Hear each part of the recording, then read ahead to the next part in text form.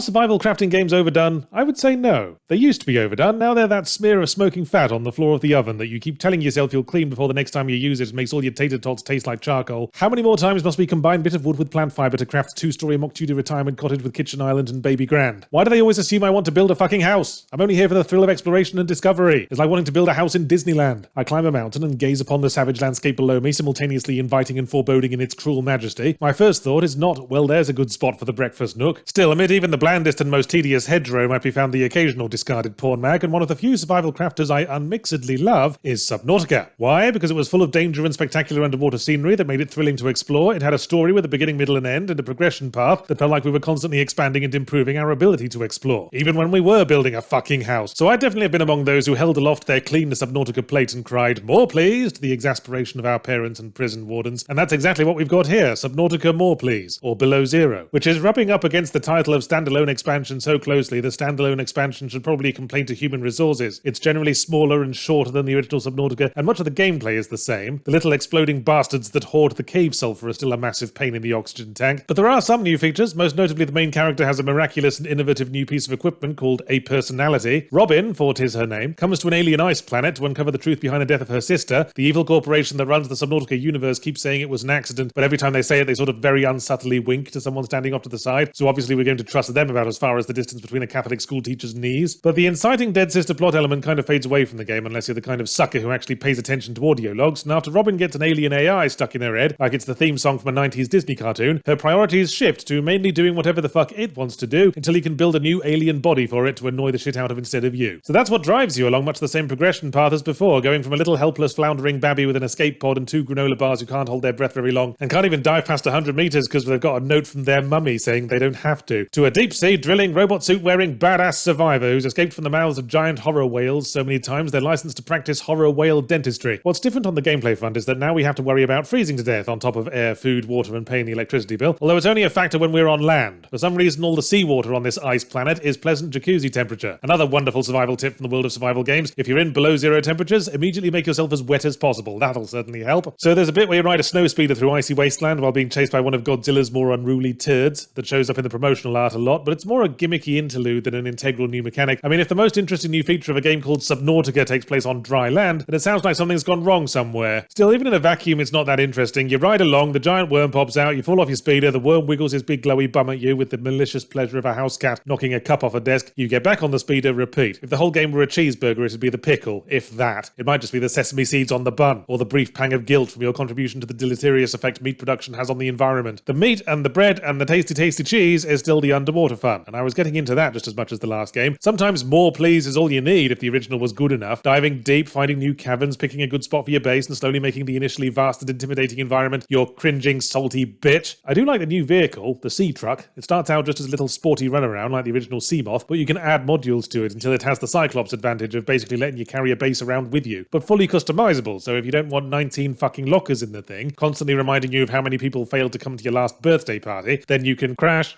I'm sorry, what? Crash. The game crashed. I should mention I was playing the PS5 version because it was the code I was given and might as well get some fucking use out of that glorified factory-warped Panini press. And this version seems to be a bit buggy. It occasionally crashes to, I hesitate to use the word desktop. So when was my last autosave Subnautica Below Zero? Autosave? What's that? Is that like Runner's High but for goalkeepers? Sudden change of expression, sound of distant breaking glass. You don't have autosave, but I've been playing for like 4 hours. I built half my base. I found some really hard to find things. I made friends with a shark and named it Porthos. What do I do now? I don't know, eat shit by the sounds of it. It was a difficult few days after that, listeners. I didn't want to go back to Below Zero. I didn't feel like I could forgive it. I sought other games to review. I tried out a Castlevania clone on Steam called Lost Ruins that people seemed to like, and that was enjoyable and intriguing as I set off to uncover the mystery behind every single character wearing a Japanese school uniform and why the giant anime girl boss fights attack me by trying to crush me with their giant titties. Oh, I just figured the mystery out, actually. Inclusivity is great and all, but there are people who I feel would still benefit from being shamed now and then. So in the end, I went back to Below Zero and just tried to power through to where I'd left off, making do with a nice plain 1-bathroom studio underwater tech base, and confirmed just how short Below Zero is, because there'd only been about half an hour of plot left, before an ending that felt somehow both overly drawn out and anticlimactic. So yeah, it's more Subnautica with some bits bolted on, and maybe that's enough, but for fuck's sake, put autosave in your games. Yeah, we used to get by without it, but shit changes, you know? Your mum used to get by without a gastric band, but then the $5 footlong happened.